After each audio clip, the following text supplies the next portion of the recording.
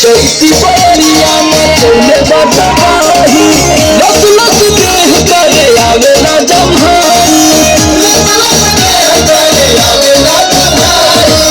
चैती बलिया मचौले बटवाही लस लस देह करे आवेला जम्हाई कैसे बताई कैसे जाके दुख अपन राजा हो खानी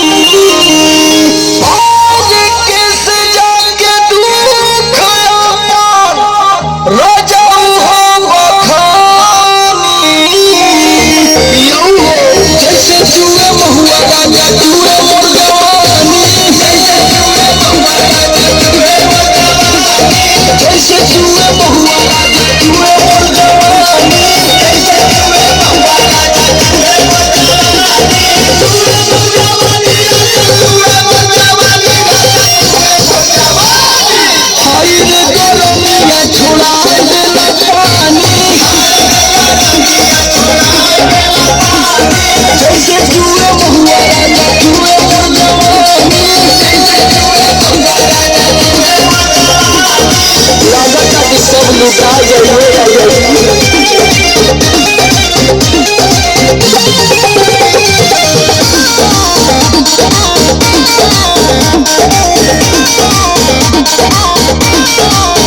सहारा में राजा करता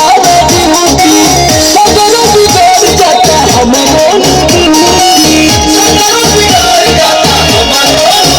सहारा में राजा करता विभूति सगर बिगड़ जाता हमरो नाश होता राजा जी।